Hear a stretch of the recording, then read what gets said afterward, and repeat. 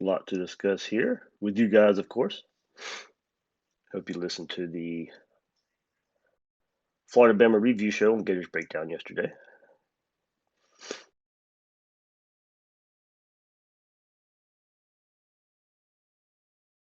after a big game. But a lot of people interested in the show yesterday. A lot to talk about. So got it out there for you guys.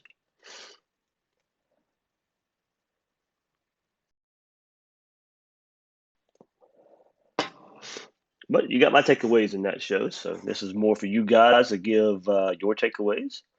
Question I asked on Twitter this morning, put the poll up there. Does your outlook change for the team after that performance versus Alabama? I think I know the answer for most of that and how it would go. I figured it would dominate, yes, that the outlook has changed for you guys. But I kind of just wanted to get a gauge on how much, pretty much a lot of the fan base thought about that. So um, turned out about like I expected there for those poll results, but some good feedback either way of why you think the outlook changes for the Gators. So start this right here, getting some people in here. Perry, I'll bring you in.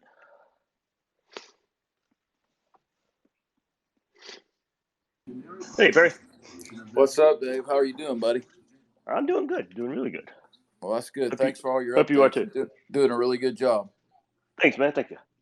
I won't stay long. I just want to say that, you know, Hevesy and Gene DeLance, they deserve a lot of credit as hard as we've all been on them.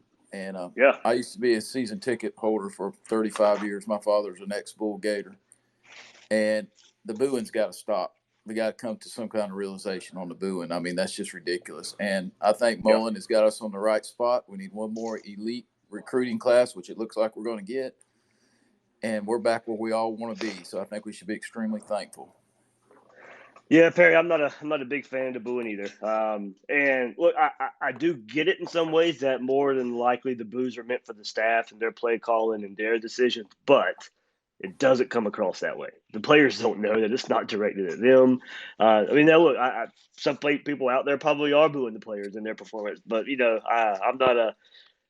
I'm not a boo college kids guys, and I know a lot of people's decisions have kind of changed with the name, image, and likeness, and now them getting paid and all that kind of stuff. But I've never been a booer of the Gators. That's just I approach it that same way. I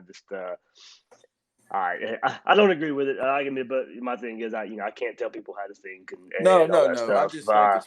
I just think it's pathetic. And that's college kids. I know it's all changed, but Yeah.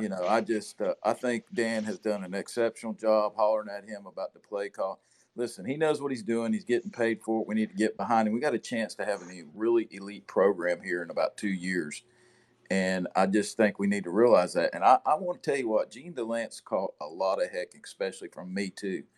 And he deserves a lot of credit for the hard work he's put in and what he did against. I mean, let's face it, guys. This is a top 5 defense, maybe the best defense in the country, and we exposed them. And I think that's through sheer play calling and coaching. And I just would just caution everybody about the booing. It's ridiculous. You don't hear Alabama people booing, and look at the program. That's the program we want. That's the gold standard, and we all know it. Yeah, I mean, you could. I'm telling you, I watched about the first half replay last night. Go look at those options to the right and trigger in and look at Gene DeLance because a lot of those option plays don't happen without him. I mean, he's downfield, he's blocked, he's engaging in his first block. He's 10, 15 yards downfield, making blocks and helping spring a lot of these option plays. And look, I mean, last year during the season in 2020, I took, I think we took our shots at Gene Yes, DeLance we and did. deservedly so. He didn't play good, but I also transitioned into the offseason. I was like, don't give up on him yet. With this shift in the offense and the running offense, I said more than on one occasion that it's going to help this offensive line look better. Now, are they as good as they show? Well, in the run game, I think they are. I mean, we wondered after the first couple of weeks if this is the kind of performance that would translate in the SEC and translate versus Alabama. And the first test it did, and to me, it just helps their confidence. And right now with that run game, it's keeping at least on the Alabama front, it's keeping where defenses just can't tee off on the passing game. And so they don't get a pass rush as fast unless there's obvious passing situations. But Florida's doing a pretty good job of keeping themselves out of that. There's obvious passing situations. So defensive lines are kind of having to second guess themselves of can they bull rush and get to the quarterback, or do they have to play it a little bit safe because you don't know when the option is going to come. You don't know when Emery's going to scramble with his legs. So that in turn helps the offensive line too in their pass blocking when they have to pass block. So as long as this run game is working, this offensive line is going to look really, really good. And part of it's because they are good and they're making the run game look good. But Well, it's also don't forget Hevesy. We got to give him a lot of no, no, credit. yeah. I mean, There you go. I I mean, mean, he's turned it basically around, like a and I'll say one other thing. I'll get out of here. I just think that Emery. No, I think I'm so happy for Emery. Just yep, think he wanted to be a Gator, and he stayed the time. And look at what he did. He's not going to do anything but get better. Got AR on the bench. He's going to play. He's going to play two quarterbacks, and he has to because he's yep. got to keep them here. And I'm really excited about the way we're going. I'm been a Gator fan since I was old enough to know what football was, and I remember 0-10-1, folks, and it ain't no fun. And let me tell you what, people in Florida State, it ain't coming back. So just be thankful where we are. Yeah, there you go. Much better than that school out west and that school down south for sure. Yeah. Go And what they're Gators. Thanks, Dave. Appreciate the thanks, time. Perry. Yeah. Bye. Yeah, and shout out John Hevesy too there. Yeah, pretty much what I said for Gene Lance in the transition for the offense, it was going to help him and how he develops, how he coaches as well in that run game getting going. So, all right. Unique, I think you're in here, man. Yeah, Weatherman Dave. What's up, man? Hey, look like, I'm glad that forecast was a little bit wrong too. That's why I just been saying, look like we escaped the rain. It started raining as soon as the game got over. So, but I was wanted to say for us the recruits, this is my fourth time going to the swamp, and I think that's probably the loudest I've heard it, and I think just for recruits and the amount that was there, I mean, I got on Twitter yesterday and all I was seeing was a bunch of Bama players saying, man, this is the loudest stadium I ever been in. And I'm just thinking, man, like, what else do a recruit want? Like, like what else? Think about And think about it. A lot of those Bama fans, a lot of those media members that were lauding the swamp and giving it all the credit in the world, those are guys who've been to Baton Rouge before in hostile environments. And they're still saying it didn't match what we saw in the swamp on Saturday. Yeah, and I'm like, man, that's big. First of all, that's just huge. And then for us to play like we play like that, it's like, man, I just felt like that's gotta do something for us pulling in recruits this time. Like it just has to do something. You're right. Man, this is a chance. We're all waiting for that next step in recruiting. You have to take advantage here. You have some positive glowing reviews, and we've heard it before. We've heard some positive glowing reviews that are coming out of games and the way recruits think about the program, and only for it to just not really amount to much on signing day. Has it gotten better since Jim McElwain? Absolutely. But you're still waiting for that next step in recruiting. One step has already been taken. The roster has been improved. Now you just kind of wanting to get on that, knock on that doorstep because I think we see it. We see it. If Dan Mullen gets better players, just a step above where they're at right now, that man's going to be hard to stop in the coaching world. If he gets any type of talent that you can sit there and on signing day. Now, don't get me wrong, Florida develops well and closes that gap just a little bit there.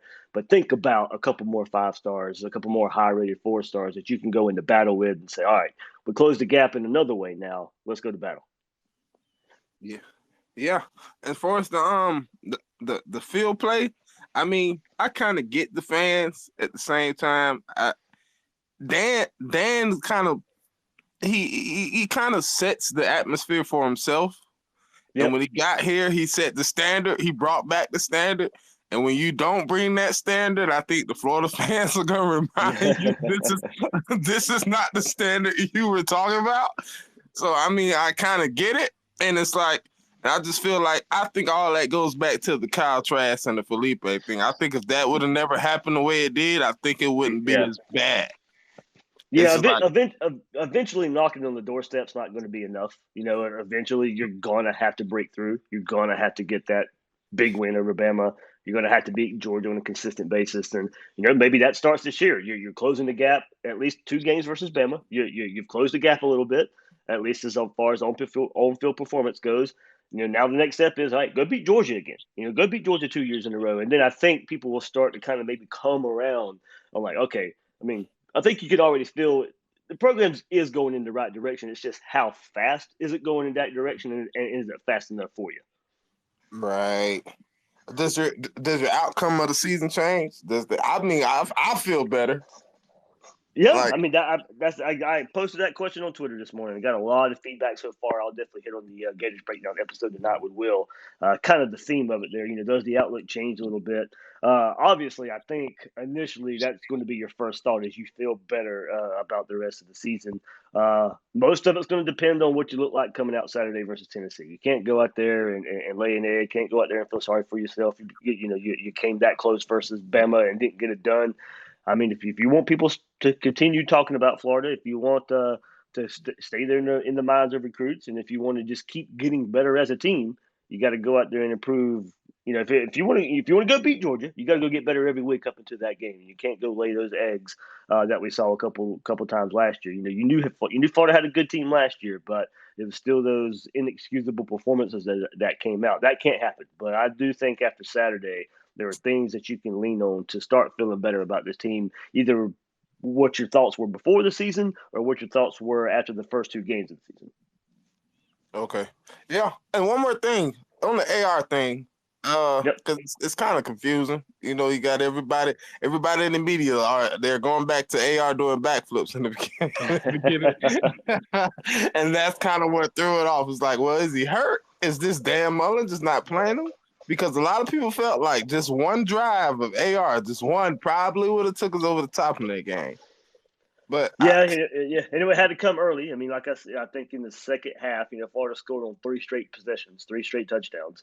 So maybe it does get you off to a better start in the game. I think that's the bigger question there. Is that, you open with a field goal and then the interception on the second drive, and then the defense turned it on in the second quarter, and the offense was still trying to find its way just a little bit before they got rolling. I think you can go back and look, and the whole AR thing's weird. I've even heard he may have been trolling a little bit with the backflip, saying he knew he really wasn't going to play, but he did it out there and just trying to have fun with it a little bit anyway. Yeah. We'll see. We'll see his status. We'll get to ask Mullen today in his press conference and see what the plan is going forward.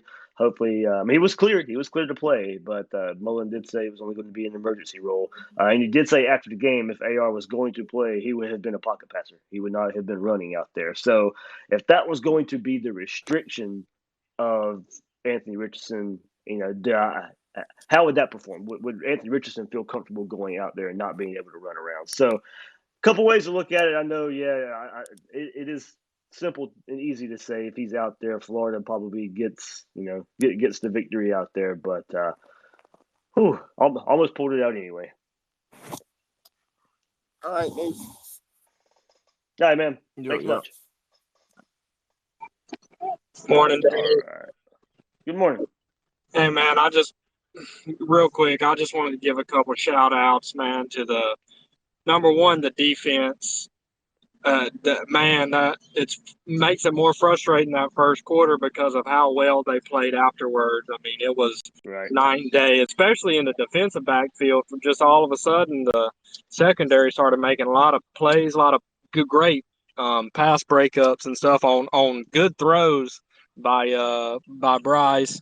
And then because man, I'll be honest. I'm glad the team didn't give up because I was sure about to give up when it was 21-3 around the start of the second quarter, and it just seemed like our offense couldn't get anything going. And every time we couldn't score, they would get the ball back, and obviously it was 21. They already had 21 points in, so I was thinking, well, here they're going to score again, and it's going to be over. But that defense right there at the end of the first half just kept shutting them down. We got the ball back, and then finally got going on offense, thankfully. And so that's my first shout out would be to the defense just tightening up. I think the whole team might have had an issue with just getting used to the game speed, obviously, because I mean, it's obviously a whole lot different from our first two opponents, and it seemed like once they got used to it and everybody got settled in, before you go there, but why is that a continued issue though? Like it does seem like they do eventually settle in, but why is it almost every big game it takes a while to get to settle in? You know, why can't they get off to a fast start? What are they missing in game prep? It can't just be game speed, in my opinion. I think that is part of it. Don't get me wrong. Can I say something? I'm so sorry. Yeah, I love it. Hey, Dave. So I noticed that too, and have you noticed that even on the far side of the field, even when the safeties and the linebackers, they're damn near arguing to just get it figured out before every single play.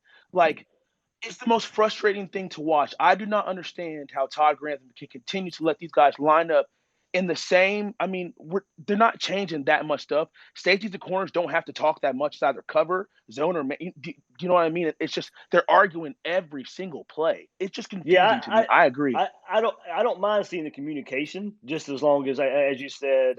Hopefully, it's not arguing all the time. Hopefully, they know their assignments. And to me, I actually like seeing them talk because that means they're communicating. And we still haven't seen those big miscommunication gaps that we saw last year. That's resulting in huge chunk plays for the opponent. Yeah. I don't mind the conversation just as long as the right things come out of the conversation.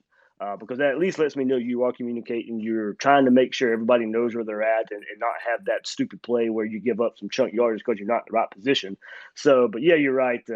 Hopefully it's not all the arguing, and it is. I mean, hopefully, when they're on the field, the crowd's loud at that point. So hopefully maybe it looks like they're arguing, but they're having to scream so loud because the crowd's being so loud too at the same point. But that is the big thing. If we could just get past putting the offense in a hole because of the slow start on defense, maybe that's the big difference in coming up with some of these big wins versus the better teams on the schedule. But I mean, the adjustments were awesome. I mean, Florida was starting to dare Alabama to run the ball, and they couldn't. Florida's defensive line took over. It was like, all right, you know what? We're going to adjust. We're going to just dare you to run the ball. Hopefully, our defensive line stands up, and that's exactly what happened. Yeah. Have you guys spoken about the 2-point conversion play yet, and the confusion with that? No. Mullen did say there was a little confusion there. It almost, I mean. Don't get me wrong, Emory has a read to make, but if he could have just read it just a hair quicker and handed that ball off, it probably was there anyway.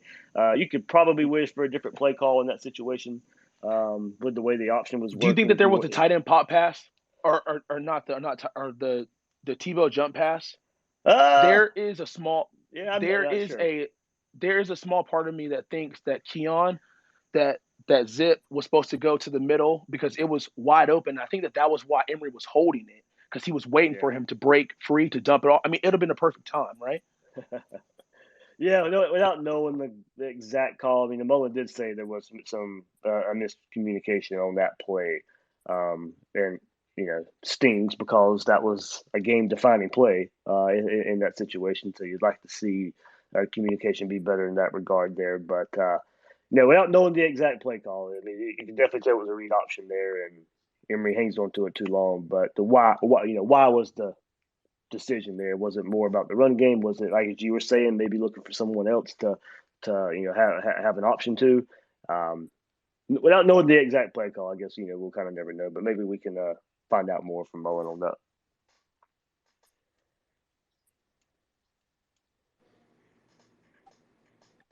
Yeah. So back, I just had a little bit more to say. I was going to I gave my shout out to the defense, and like you said, I don't know what the reason is. That's just the only reason I could explain it to why it's a slow start on defense. It's definitely part of it. It's just there has to be more, but for that to be a consistent issue in these big games. Yeah. My other shout out was to the offensive line, of course, man. They played. That's the best offensive line game I've seen, and it's been forever. Just the holes that was opened up, and like you said on those option plays, DeLance played an awesome game. Ethan White, I seen him out there bullying people, and that's so good to see, just because of his whole story. And then last shout out would be to Emory, man. he made a lot, as much as his legs played a factor. And I know he missed on a couple throws, but man, he down the stretch he made some big throws. The few that caught my eye was the slant to Naquan. Yep. When we were on the 1 yard line, 3rd and 10 or whatever. That it's not a some crazy hard throw, but we haven't seen that towards the middle. We haven't really seen the slant work all year. So for it to work there to a running back nonetheless, and it was a great catch by Naquan and a great run. And then of course the back shoulder. I think maybe it was on that same drive or maybe it was later. I can't remember. But the back shoulder to Henderson, closer down in the red zone. And then another one that it wasn't even that great of a throw was the one down the middle to Whitmore when it was like I think it was we had a long way. Third 19, I think it was, and he gained 17. Yeah. Yeah. I mean, of course, if it was a better throw, we could have got the first down then. But Dan Mullen said it. He doesn't expect Emory to make all the throws and be super accurate like Kyle was. So those 3 plays were huge, and like the first guy said, man, I'm so happy for Emory to play that way in that spot. Was great to see. And last thing is just how crazy is it that we went last year, we had the best passing offense, and this year we could have not the best, but one of the best passing offenses, and now we might have the best rushing offense. It's a real testament to Dan Mullen and his play calling and his Taylor and his game plan to the strengths. Yeah, I mean that's part of it there from Mullen too, and I think a lot of it too is you still I think recruited mostly for that style of play. So when you go back to it, it's not a huge departure for at least what you have developed and recruited for a little bit. And it goes to speak to last year to where it was just we've seen Mullen pass the ball in his coaching career, but not as much as he did last year, and was able to go around and adapt to that. And then, like you said, a year later, be able to go back around to what a lot of people will call his bread and butter, and have something for it. I think we saw it on full display more than we did the first couple games of the season, and mostly because what I was going to say going into the game. Most of the time, you got the quarterback's legs into the game, and it settled Emory down. It helped him, helped the entire offense. You become a lot less predictable in that regard. It helps the offensive line. Thereby, I think getting them in the grooves too. I said, look, it's going to be different when you ask those guys to move forward 40 times a game instead of backpedaling and pass blocking 40 times a game. So it does definitely helps that group come along. But yeah, I mean, up and down day for Emory, of course. And as we kind of said, that's probably what we expected a lot coming into this season. There was not going to be as much consistency as you saw with Kyle Trask, but maybe some of the big plays were going to be there, and a lot more on the ground as well. So he's got to use it as a building step. This has to be something that you can take. It's definitely a better performance versus Alabama in those first couple games of the season. I think the game plan was built around him more so in those first couple games, just to make him more comfortable, use his legs a bit more. It helps him so much in his confidence, I think, and gets him into the rhythm of the game a little bit too. And going back in the rewatch, I mean, some of those runs weren't easy as well. I mean, he had to spin away from tacklers. He put his shoulder down a couple times to gain a couple more yards. I mean, up and down day, that interception still like to have back a bit. I don't necessarily blame him for throwing it. He had to get rid of the ball or had to take the sack. So you could go back and say revisionist history. He probably should have taken the sack because, of course, the ball got picked off. But that ball flutters out of bounds. It's no harm, no foul. It's just trying to make a play happen. And, of course, go back and look at it. Maybe like to see him take the sack and punt the ball so Bama doesn't start in good field position there on that drive. But all in all, much better performance. Just something that he has to build on. But I think so. I think, now you get into SEC play. There's going to be the game plan. You're going to see his legs a bit more. AR comes hopefully back next week. So not so scared to be quarterback running and getting injured. And I'm not a big fan of coaching scared. So now you got maybe a fallback plan now when AR is getting more healthy, closer to 100%. So I think you could run the quarterback and feel a little more confident in it if an injury does happen or if he has to come off the field for a couple plays here or there. So quarterback run play, I think now we're going to start to see it. It was really not a whole lot of reason to show that in the first couple games. Now it's going to be part of the game plan as we move forward. Yeah, that's kind of why I had a lot of hope coming into this season, knowing we were, going back towards this style of offense. And I heard a lot of people say, like, how's Dan Mullen going to adjust his offense now that Kyle Trask is not there? And I mean, my thought was always like Kyle Trask was the adjustment, and this this style is what he wants to do, and like you said, bread and butter. So, but all right, Dave. Good stuff, and I'll talk to you later. Thanks. Sounds good. Thanks, man. Man, what a game. Yeah, well, I mean, man, unfortunately, that's still the bad part of it. Coming up short. Yeah, there's some good takeaway too, but not to harp on the bad. It's just I'll go back to my preview episode. Just can we get off to a better start? I mean, don't get me wrong. It's on both sides of the ball. You like to see your offense get off to a better start too, but to me, like I said, it was somewhat expected for me in a way. I just hope and pray maybe one time we just see a better start on on defense to start a game off. Yeah, I was actually going to ask maybe taking the ball first until that actually maybe gets better, Right. Yeah, we could start, maybe deferring till then. Just given the kind of emotions, I guess, that poured out in that game, and do you see them having a little bit of a hangover kind of going forward, like they kind of beat themselves up too much, or can you see this team rebounding? Because, I mean, they grew up in 4 quarters. Like, that was the most interesting thing that stood out to me, because even when those last 2.5 minutes where we botched that 2-point conversion, like Emery wouldn't put his arm over Malik and just was basically saying, dude, that's on me, just seeing that type of poise, I guess, even in the bad. I almost kind of feel like this loss is the exact kick in the ass that we need to just steamroll the East. But I mean, again, I'm more curious, what is your perception of the team and how quickly maybe get over something, or do you see them actually starting fresh this morning and getting after it to get Tennessee? There's definitely a lot to take away, and this is where I think leadership comes into play. You got your Zach Carter's, your Malik Davis, Emory Jones of the world. There, just cut players' name off the top of my head. That, you'd like to say this is something they can build on. And I hate just maybe the moral victory part of it, but part of it comes how do you respond? And I do like the veterans on this team from keeping this from being hit too hard. Shout out to the crowd.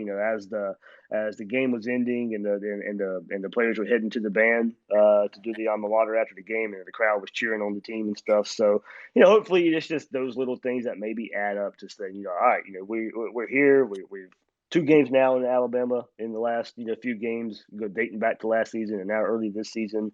You see how close you are, but you've got to sit down, figure out where the issues are. You can't be happy that you sit there and say, okay, well, we were 2 points within Alabama. That's how good we are. No, there's still plenty of room for improvement for this team to take that next step. You've got to improve as the season goes along. Other teams are going to improve as the season goes along as well. But you do have a good starting block. You have a building block to build on. But I like the player makeup on this team to be there and not let the loss hang over. Maybe it could be proven wrong when we roll around here on Saturday. I'm kind of glad it's one of those night games that you get kind of hyped for anyway. And if it was one of those noon sleeper games, maybe you kind of sit there and say, who knows how you respond to one of those nooners where the crowd's late arriving and the atmosphere's not there. I expect a good atmosphere after what we saw Saturday. Now you got a night game after that. So I think at least some of the outside stuff will be there. But now it's going to be internal and the coaching staff and the veterans of this team to make sure that it's something that you can build on and not feel too hard on about the loss. I wanted to take it hard. I wanted to take the loss hard and see. This is what it feels like. This is how close you are, but it doesn't matter if you don't turn it into some kind of positive. Yeah. I guess I put a little bit more investment into initial reactions versus breakdowns throughout the week. But it seemed that everyone, because I was thinking, well, if we beat Alabama, then they talk about, Alabama, are they down? Are they on their way out? Whatever. And that's happening anyway.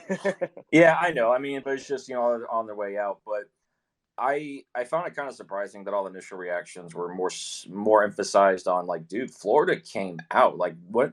what is Dan Mullen doing in Gainesville? Like, there was a huge emphasis on that. And I mean, just given like later down the way, if the eye test becomes a factor, like those kinds of talking points, like I think carry a lot of weight. So if we Yeah, are that's what kind I of on said the yesterday fence, too. Right, that's what I said yesterday on the pod too. I was like, right now it's not a good loss. On the heels of the game, it's not a good loss. No loss is good. But when you get toward the end of the season, then you can kind of define bad loss, good loss. Hopefully you're in that conversation where you start looking at good losses.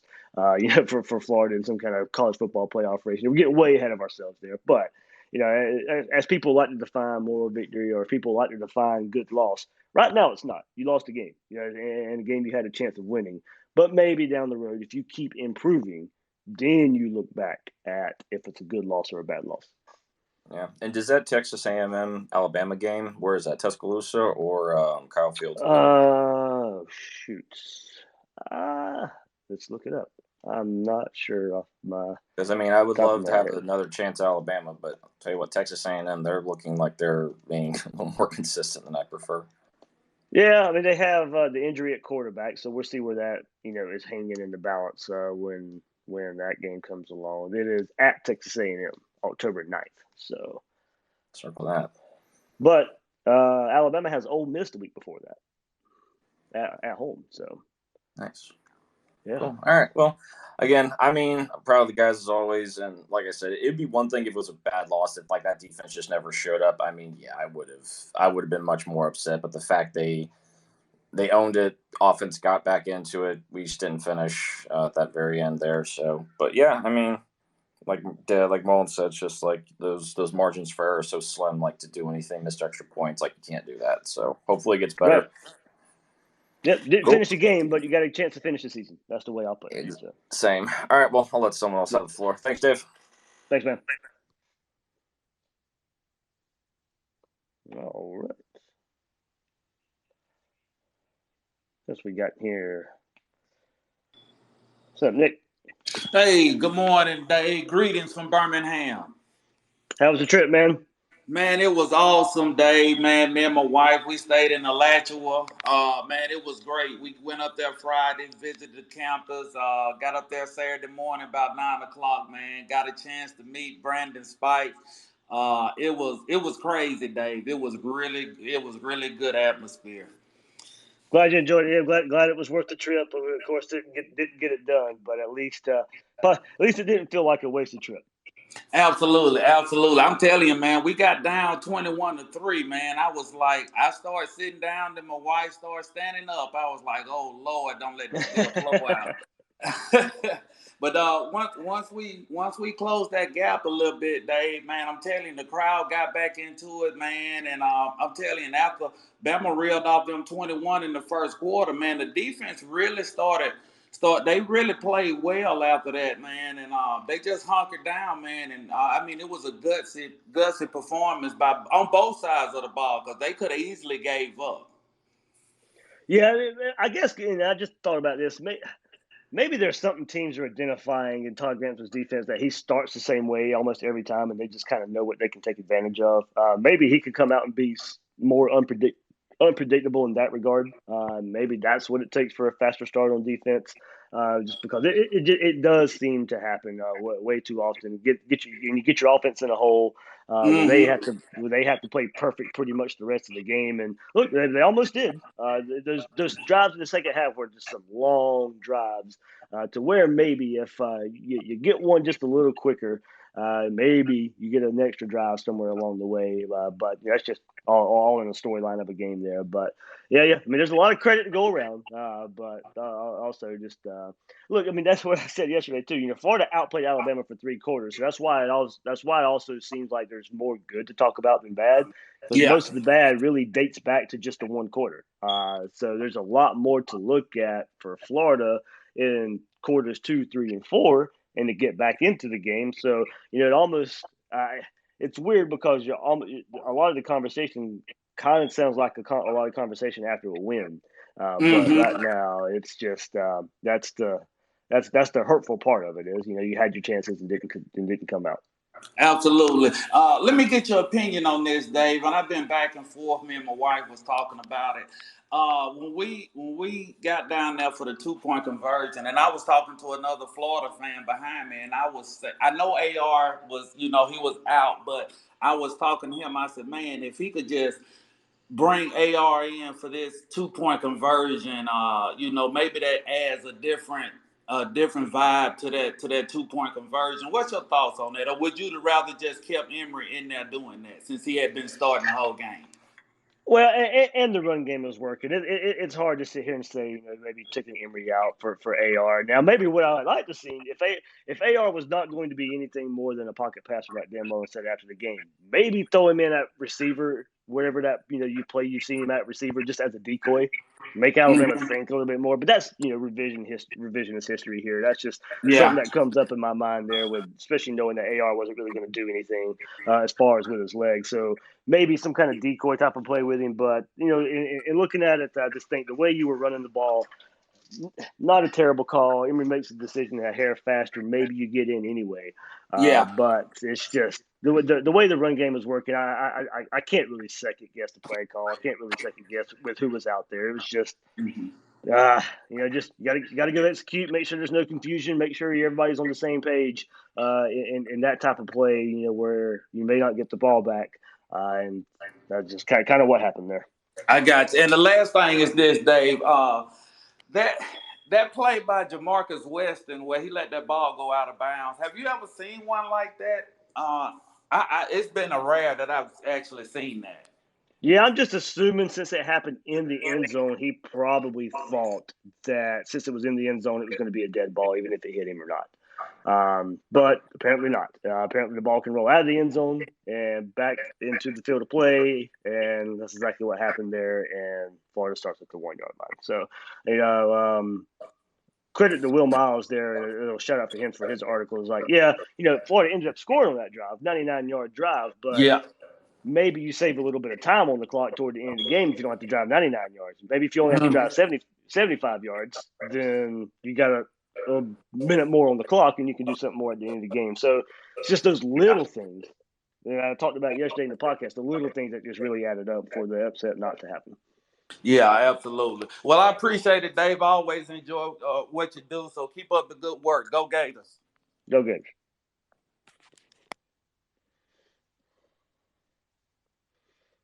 All right, G, I just brought you in here.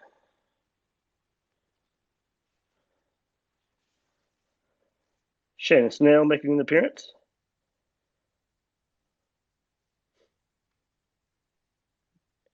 You in here, Shannon? I see you're in here, but it looks like you're on mute.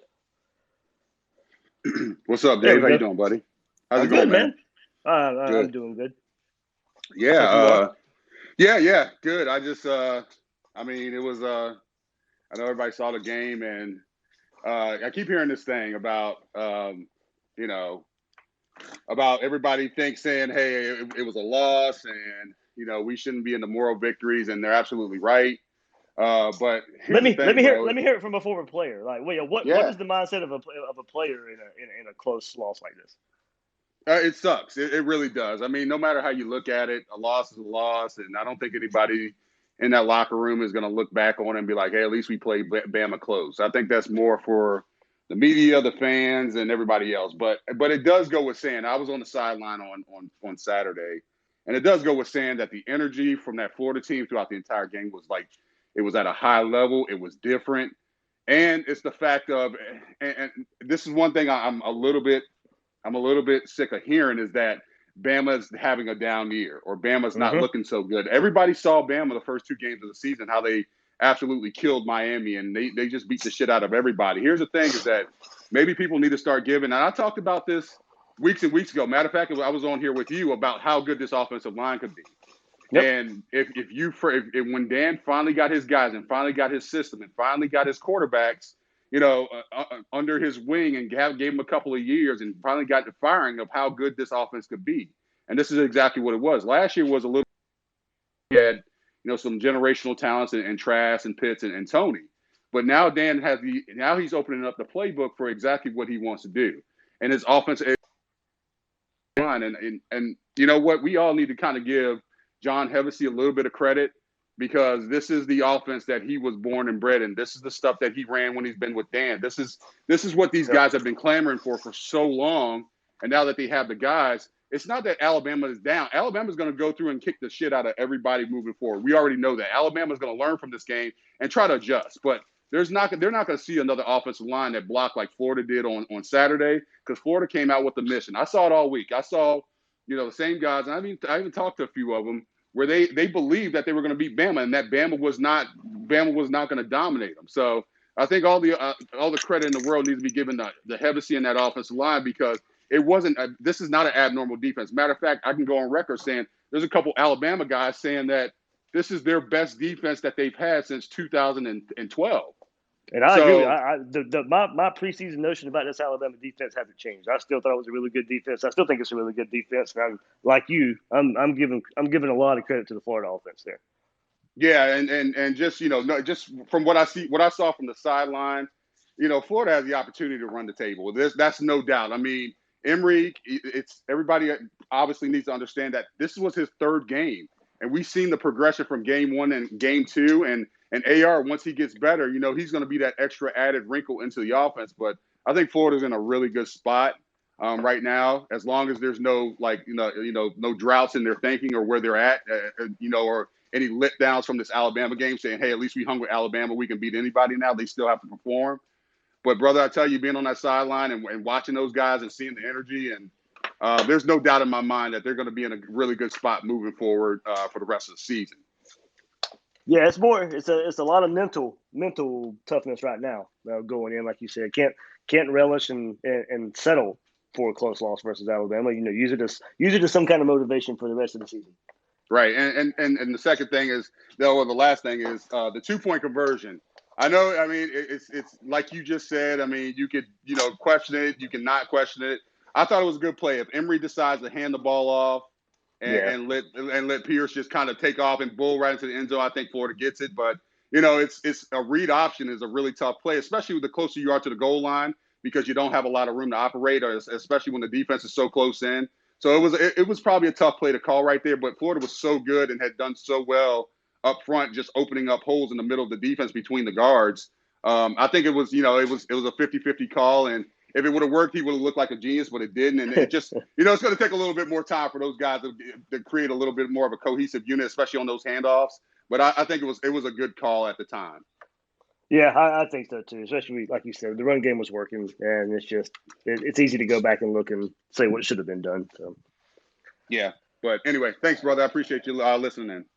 Hey, thanks for hopping in. All right. Let's see. We got one more coming in here.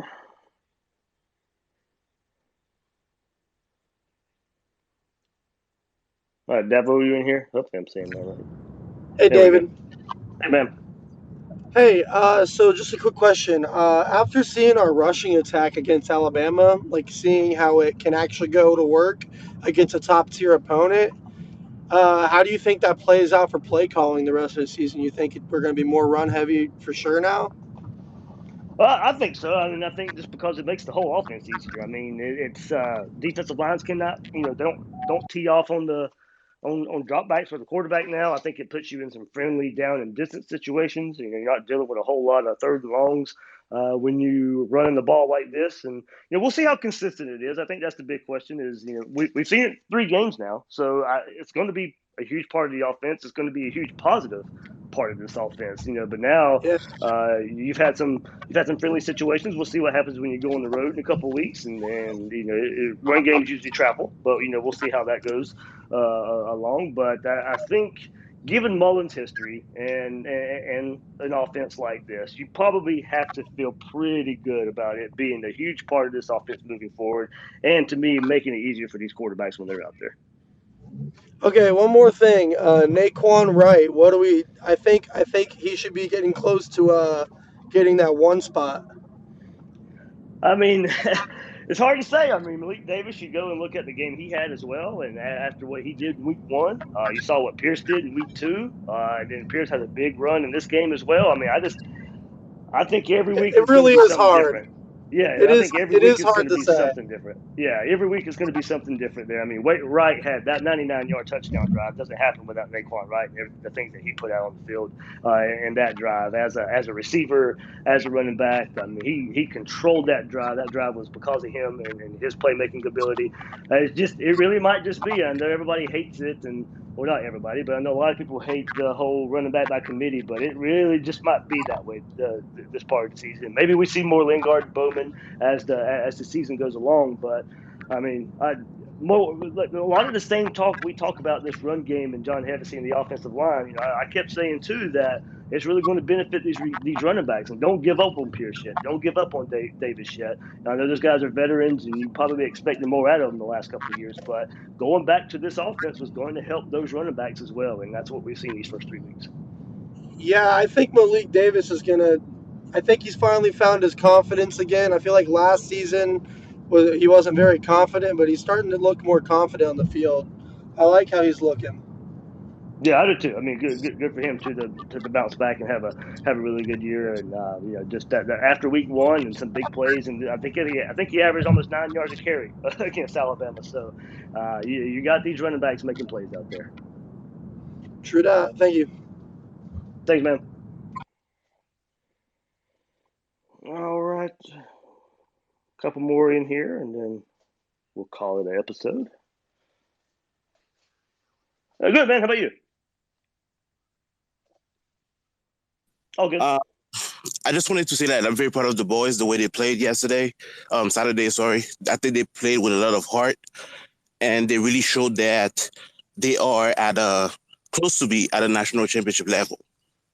And also I wanted to ask you, like, why does everybody want to say that Bama played down or they didn't execute the way they were supposed to, instead of saying that Florida actually played better? They were better than they thought they would be.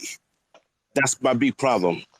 Yeah, part of it's because people want to be right. People want their preconceived notions to be right. So they want to say Alabama is better, but they played down, instead of saying, well, maybe Florida's better than we thought. And I think that's for a lot of people, that's the easy way to go about it, and they kind of want their preconceived notion to be right. So. But yeah, I mean, Florida raised their level of play. A lot of people will say, well, Bama jumped up 21-3, and maybe they took the foot off the pedal. Well, Bama doesn't really do that. Bama doesn't take the foot off the pedal. That's something that Nick Saban has been lauded for, of not taking the foot off the pedal. So why is it now that a team actually came back and made it a competitive that Bama took the foot off the pedal? I don't agree with that either. So I think it was more about Florida coming back, and more so than Bama getting comfortable or Bama taking the foot off the pedal. And hopefully it's something that you can build on as the season moves forward. Because I think if you look at it that way, and it's somewhat true, there's a lot to take away from that performance there. And look. I will say I don't think Bama's offense is as good as last year's, but they're about where I thought they would be this year with the change at quarterback. I never expected them to be last year's offense. I still think that Bama defense is really good. I still think one of the country's best defenses, and Florida's offense went out there and had their way in the run game. So maybe it's my orange and blue glasses looking at it, but I still think that Alabama team is good. I still think that Alabama team is the best team in the country. And Florida did some good things against them. I totally understand. I totally agree. I also want to say, like, even when you look at the first 3 drives, where we gave up just 21 points, in each drive, at least twice, we could have stopped them. It was mental errors. I think it was jitters. I think the guys didn't know exactly what to expect. I think they got to take a little time to settle down. But in those 3 drives, at multiple times, we could have stopped them. It was either penalties or missed tackles. Because if we had missed tackles, it would have been totally different games. Yep, the missed tackles were my biggest worry, and it showed up early. And credit to them for improving throughout the game. But my biggest worry showed up early and often, and pretty much was the difference in the game. But that second drive, I'm telling you, that's the one that irks me just a bit, because that pass interference call on Elam was first of all, it wasn't pass interference, and I think the ref thought it was going to be and just decided, okay, you know what, I'm throwing the flag before I even actually see it. And maybe that's a little bit of Bama cooking there that we see sometimes out there. But you had them stopped on that second drive, and maybe that's the difference in the game as well. Now, of course, the game still has to play out, and you still had your opportunities there. But there are things like that to point to as well. That for at least for as far as the defense goes, and that the early onslaught that Bama put on them, there are things that said maybe that shouldn't have happened. Yeah. Also, I wanted to say that last thing I wanted to say that we had a bunch of recruits there at the game. I hope that this game is the one that turns it around for us, that they can see that we are national contenders pretty much compared to the other schools that they are thinking of going to. And I think that what have you heard so far from the feedback? I know everybody liked how loud it was, how nice the ambience was, the atmosphere and everything. But what have you heard of any of the recruits? Because I know we also had a lot of guys that already committed to other schools that were coming in. I know Walter Nolan was still coming, was still there. And what have you heard from those guys? Nolan, gave it I think a rating out of 9 out of 10 is what I saw. And look, he has those 3 schools at his top, and even said at the time I wouldn't buy fully into those 3 being his final 3. I still think that recruitment is open for many reasons there for Nolan and his family. So we'll see where it takes. But as far as recruiting goes, of course you're going to hear a whole lot of glowing reviews from these recruits that were there, and it's up to the staff to take advantage. And we've heard this before; it's nothing new. You've had the LSU environment in 2018, and you come out with a victory. You had the environment of 2019 Auburn, and a lot of the same things that we're hearing now are the things we heard back then. Now the staff just has to go out there and take advantage of it. So it's in the staff's hands now. You have to follow up there. If this environment can get you in the battle, can get you in that final conversation for a lot of these big time recruits, then it's now up to the staff to close the deal, and that's where they've have faltered in years past. But now you have a chance again. Florida got some crystal balls. Some of them were happening right before the game anyway. Azariah Thomas, the big athlete there, he's got some crystal balls. Some picks were before the game, but even more coming after the game. There, the big time athlete, more likely a safety for the Gators. 4-star, you're probably looking good for him. Jaden Gibson, 4-star wide receiver. Now looks like he's leaning towards Florida a bit too. So Florida's got some big names that they're looking good for right now. It's just the same old story. You've got to be able to close it. Yeah. Well, one last thing, sorry about that. I hope the guys just keep on playing the way they play and they keep on getting better, because if we remember, FSU got a good game, a good loss against Notre Dame, and they were glowing about how good they look and how recruits were all happy about that, how the job is turning. And now look at them. And I think that by far we should be not even close the best school in Florida, because look at how the state of Miami. This is just I don't have an answer for that. I don't know what's going on with them. Even though I did predict that they could start the season 0-3, but I didn't think it possible. But hey, we'll see how it goes. And also, do we have any chance at getting Tyler Booker back? Because I think that would be a good get for a team and for the future. After that game against Alabama, do you think you might still think about flipping over to Florida, or still thinking about us as a possible school that he can go to? And that's my last question. Thank you very much, Dave. Yeah, I mean, I don't know any inside info on that one. I pure guess. I would just say he's probably fully locked into Alabama. Maybe somehow, some way, that's running game performance. You'd hope would maybe change some things there, but I don't think I'd get my hopes up for that one. All right, Yuri, I think you're in here now. This will be our last one before, if you're still in here, get you in here and before I sign off on this one. Hey, what's up, Dave? Can you hear me? Yep, I got you loud and clear. Oh, cool. Thanks for having me, man. Hey, listen, great game. A lot of good, definitely some bad. I want to talk about bad real quick. I think we really got to figure out how to start better, because this 21 3-start really killed us. I mean, it's really, really hard to play from behind, from almost 3 touchdown deficit with a team like Alabama. One thing I agree with you 100% that pass interference penalty completely kind of like killed the momentum for us, because we were having the momentum, and if we had that stop, I think the game would have looked differently. Also, I want to point out to all the missed tackles and penalties. The missed tackles were so obvious because we've had them where we needed them. We could stop them on several drives, and you could see our defensive players just being a little bit out of position or could not wrap up their offensive players. So I think we kind of got to get back to fundamentals, and be humble enough as a team to look at some of these mistakes and really clean it up. Because if we do, I think defensively we can be even better. But listen, not to take away, the effort that we put in defensively. I think we played really, really well for 3 quarters. It was really encouraging to see. I think our running game is really, really good. I mean, because, considering the fact that Alabama is defensively one of the top teams in the nation, if we can continue on with the running game like we've had against Alabama, man, we can be dangerous. That's super encouragement. And I think to your point, as far as having 3 or 4 running backs, I think it's a good thing because I think they will bring different strengths to the table. I think they can play very, very well. And we can see how elusive and how effective they can be in the running game. As far as Emery, love what he did. I think he assorted himself as a QB. I think there be no more talk about starting quarterback, even though I think AR is coming. There's no doubt about it.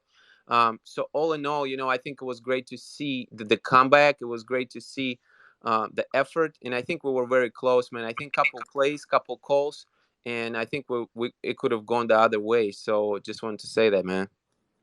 Yeah. Thanks for hopping in there. A lot of those the fast starts and stuff I spoke on pretty much at the beginning of this, but the worries that I had there, the missed tackles, the yards after the catch, the yards after contact, all showed up early on versus Alabama. They were able to just dominate the flats and get their running back on a one-on-one matchup versus a DB, which a DB is not really going to win that matchup a whole lot of times, especially when it comes to yards after contact. Those Bama skill players, I'm telling you, they did such a good job of just spreading the field out and making sure they had after the catch, a one-on-one matchup that was benefiting their guys at the time. So that was part of their game plan early. They were able to execute that game plan and really take advantage of the Florida defense. And Florida had their chances, as you said, stopping the tackles, the penalties as well. All showed up early and often there for that Florida defense. And hopefully, we see the improvement there early in games in that situation. But I mean that's still my biggest takeaway of the game because I just think that was the biggest difference in the game. And another thing too, real quick, I'm really curious to see how they're going to come out against Tennessee. I'm really curious to see what the mindset is going to be going forward. Because again, if they can dominate the run game and don't play down to lesser teams going forward, I think that's really going to define a lot of things for the rest of the season. Man, they could really run the ball against one of the best defenses. If they can keep it going, it could be a special season. I really think so. And I think Mullen said some good things in the post conference as far as cleaning up little mistakes. I think again, what's the mindset of the team is going to be going forward? That's the big question. Can they start dominating from the opening quarter and really make some things happen there? Yeah, I mean, pressure and confidence now. I think starting with quarterback there, Emery's got some more confidence now going in after a better performance there in the first couple of weeks, and maybe some of the pressure now is relieved in having that performance. So go out there and continue to be the leader that we know he is, and continue to help the team get better. And it starts right there. I think and making sure your leader and your quarterback take you into hosting another home game. You should be more comfortable at home, and being able just to bounce off of a good performance and keep it going. Yeah, absolutely. Great stuff here, buddy. Have a great day. Go Gators. Go Gators. Stink, man. What's up? What's going on, DW? Not much. Enjoying these conversations. I'll have a couple more people in here, and then I'll call it a rest. But I've seen you in here a good bit, so I saw you requesting to get in, so I knew I had to let you in. Yeah, man. I just have 2 takes on the game, man. I'm just waking up, so y'all don't talk about me. But hey, I would never question what Mullen does anymore. I mean, he had a great plan for that game. Yep. I was mad because AR wasn't going to play at the beginning, but the more I thought about it, I understood he was trying to get the confidence for Emery, and it makes sense. And my second thing is, I'm glad Jeremiah Moon is back. Tell you what, man, I was maybe a year early. I know when we did our preseason predictions in 2020, I think I had pegged Moon as a breakout player or some maybe even MVP of the defense or something. Maybe I was a year early on that, and I wasn't brave enough to pick it again coming into this year. But maybe he'll prove me wrong a bit. And as I pegged him in 2020 to have a big year, maybe he'll have that big year in 2021. Man, he doing his thing. I give it to him. Hey, I'm proud of the guys. There's no moral victories. I still say the ref caused us that game, but that's just my opinion. But yeah, a lot of little things added up, man. That's the frustrating part of it. Well, yeah, offensive, defensively, man, held Bama to 10 points in 3 quarters, under 100-yard rushing. That's with the talent difference between us and them. That's coaching, man, and I'm proud of them guys. Absolutely, man. It was a lot to take away from it, a lot of positives to take away from it. But hopefully, this just guys, just can use it as a springboard for even bigger rest of the year. Yes, sir. All right, go Gators. Go Gators, man. Thank you.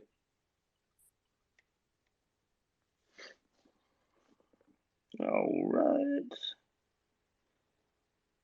Couple more of you in here now, and then I will call it. We'll call it there. If you do want to talk, I brought you in here. Let's see, who was it? Was it D? Morning, Dave.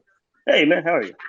Morning, man. I just wanted to say, man, go Gators, man. I went to the game, man. It was amazing. The atmosphere was amazing, man. The crowd was amazing. We never gave up. Our D line, man, I was so proud of them, man. Dexter is playing amazing, man. He made a stop on he made a stop on the goal line, man. It was just like it was just amazing, man.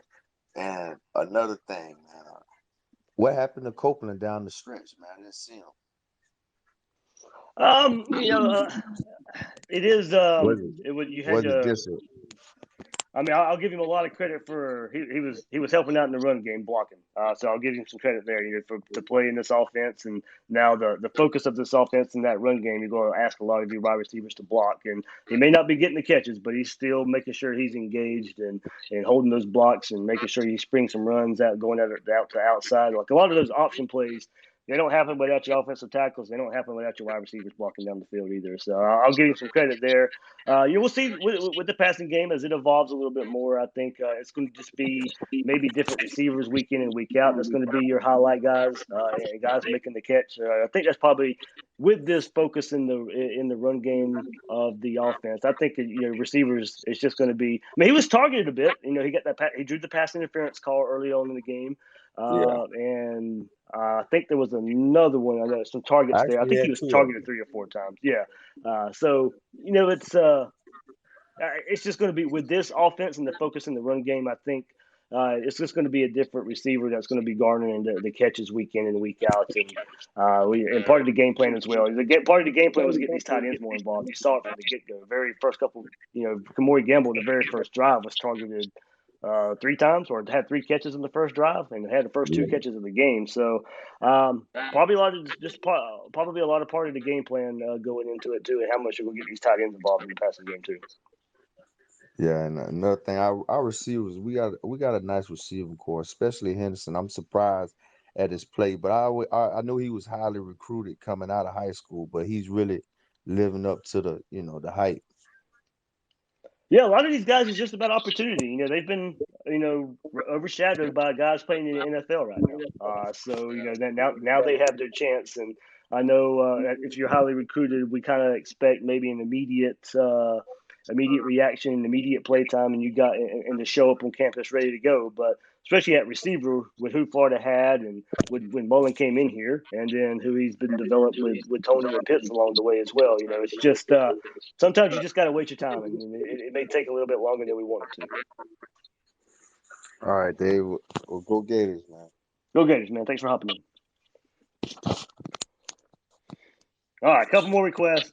I'm trying to get off here, but if you guys want to hop in, I'll keep it going just a little bit more.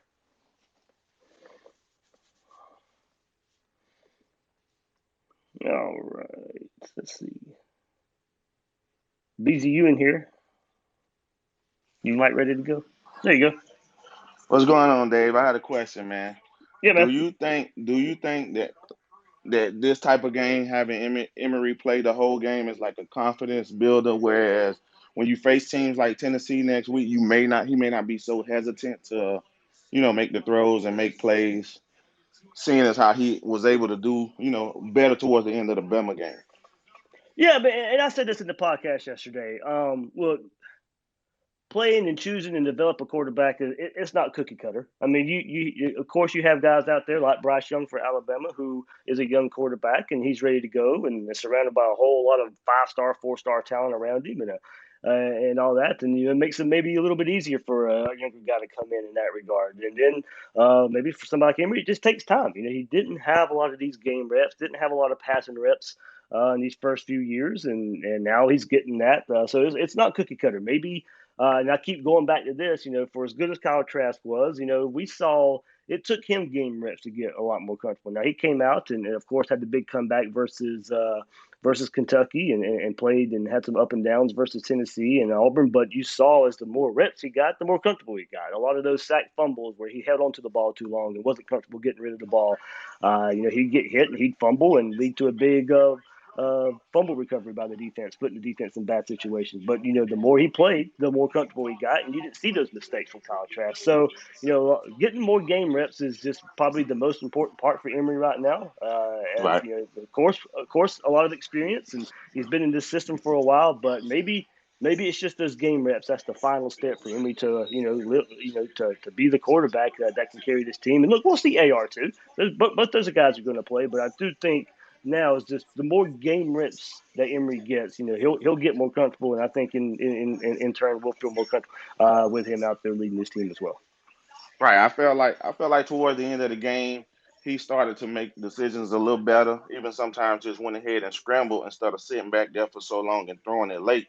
Took off and got the first down, and extended the drive and just I'd rather him do stuff like that than to wait, and then make a mistake, throw another pick or something like that. So I made a post saying that I feel like he grew up this game, and I believe it's these type of games that are, when you're facing lesser opponents towards the end of the year, because face it, we ain't gonna face nobody as good as Bama besides Georgia, and I don't even know if Georgia really legit. So I think this might have been the game that he grew up, and we start to see him perform, at least make decisions better, towards the end of the year. So yeah, that's all I want to ask you, Dave. Yeah, man. Appreciate you having me on, man. Thanks, man. Yeah, excited to see the growth of the whole team as well. Moving forward with this one. Starting with Emory there. All right, man. Go Gators. Go Gators. All right, T. Smith, I see you in here. If you want to hop on, this will be the last one. Hey, good morning, Dave. Hey, good morning, Dave. Hey, I just wanted to ask about one specific player. Everybody else kind of covered most of the players on offense. Justin Shorter, I follow him on Instagram, and I don't follow every player, but just mainly the big ones. He put in so much work off season, like literally every day. That dude was on the field. Just giving it his all, practicing, putting in reps. And I picked him as a breakout player this year, and he just kind of been quiet. I noticed one time specifically in the end zone he was targeted. Yeah. And, he dropped the ball. He was draped all over, but that's still a catch from a 5-star guy coming out of high school that you expect him to make. Kind of what you feeling on him? I'm not trying to call him out or anything because I think he's a good player. I've seen him make some good blocks, but just as far as receiving the ball, what you think's going on with him? Yeah, it's tough to say. He's out there a lot. So if you're trotting out there and being coached by Billy Gonzalez, I'm going to give you the benefit of the doubt that you deserve to be out there and stuff. And maybe when we start maybe seeing the passing game grew up in this game too, but maybe some more consistency there, and we see some more consistency by these wide receivers as well. Step up just a little bit. And like I said, going back a couple discussions ago about Copeland and stuff. With this focus in the run game now, it's just I'm not sure we're going to see a consistent wide receiver every week. Be the guy that step up. It may be Copeland one week and Shorter the next week and Whittemore the next, and you get these tight ends involved as well. Basically, this whole offense. You could say that about the quarterbacks in some way. You could say that about the running backs in some way. You've got plenty of options there at running back, at wide receiver, quarterback to a degree as well. So just it may be a different guy every week that you point to. Justin Shorter it may be against Tennessee where he has 5 catches for 75 yards and a touchdown. I'm not. I do hear you. Early on in the season, and he's a 5-star guy, and you maybe expect to see a little more from him. But I just think with the offense, what you were kind of vanilla conservative, however you want to say, the first couple weeks, and then Bama and how the run game is working. I'm still not sure there's enough out there just yet to say, at least for that receiver core, who's going to be a guy that's going to be consistently stepping up week in and week out. Yeah, absolutely. I mean, you just look at his size. He's a guy you would think that at least 60% of the targets through the air would be towards his way. I mean, 6'5". I mean, that's a huge target. And it took about midseason last year before we really felt, he had the first touchdown versus Georgia last year and then had that big time catch versus Arkansas the game after that. So, like I said, it just may be a certain stretch, a certain game in the season where I just think it's just because with the options Florida has at receiver, I do think it's just, if maybe consistency is the wrong word. Maybe, I think a lot goes into it, the play call and how the running game's working and just, a lot of other options out there too. Yeah, and Trent Whittemore, man, good God, he's that dude, man. He comes through clutch so many times. I noticed the first couple of catches he had for first down, and then there was I think it was 3rd and long. We threw the ball, I think just a yard or two short of the line of game. He comes in clutch so much. And another thing, the tight ends, man, they come in big that game. I noticed Gamble got hurt. I didn't notice if he ever came back in the game or not, but yeah, I'm on my rewatch now. I'm not so sure either. I got to watch the second half. I know that's when, like you said, he got hurt there. I'm not sure him coming back in. But even Zipper, man, he played a big role, made some good blocks, had a few catches. And up until this point, I don't think I've seen a tight end catch a ball all year. So I think that was maybe something Mullen was keeping a little under wraps, was getting the tight ends involved. Hey, I'm super impressed with our performance. No more victories for me. I live in Alabama. It's tough. I'm going to hear it all week this week. I mean, but the ones I've talked to so far, I've, got a couple of real good buddies that's Alabama fans. And, they give us our respect just like they did last year. They talked about they're going to beat us. And then now, they're like, hey, I don't know if Florida ain't better than us. I'm like, nah, we ain't going to go there. But for the talent difference, man, I was telling them, I said, look, you got to realize what kind of talent difference is on the field. I mean, it is not even close. I know something come out that we was, I think, ranked number 7 in the nation on talent, but I don't see that neither. As far as how our recruiting has been, barely cracking the top 10 every year. And you got Bama and Georgia, they're 1 and 2 fighting every year for that 1 and 2 spot, and I'm like, it's not even close. So I give Mullen his props, and Todd Grantham, man. Look, I know people down him, and I might have been on that fire train for a little while, but you got to give that dude his props too. He gave up 21 points in that first quarter, and then to keep a team like Bama to 10 points for 3 quarters, that's huge. Yeah, it set the stage for the comeback. Like I've said it plenty of times. Wishing we didn't need the comeback. It was a little bit of a faster start there. But I'll slam him for the start, but I'll give him credit at the same time for able to Florida to get back in it there with that dominating second quarter there from the defense. So yeah, plenty to go around on both sides of that story. Oh, absolutely. Hey Dave, I appreciate it. Enjoy the show, and go Gators, man. Go Gators. All right, guys. I know a couple more of you in here, but it just keeps going. So I'm going to have to call it there. Sorry if you're in here, but it just it keeps going. After I thought I was going to stop about 10, 15 minutes ago. But everybody, thanks for hopping in. If you didn't make this one, you'll hop back in. I'll do it again on Friday morning, headed to Tennessee game. There, everybody listen to Alabama Review. You can hear even more thoughts there. I put that up, posted it yesterday, posted it this morning as well. So go check that out. Will Miles and I tonight on Gators Breakdown. Of course, plenty to discuss there. I'll get more into the poll question I put up there about the outlook for the Gators after this Alabama game moving forward. We'll hear from Dan Mullen at 1 o'clock today as well. So we'll get any highlights coming from the press conference to put in the episode as well. So everybody, thanks for listening to this Twitter Spaces chat, and I'll catch you on the next one.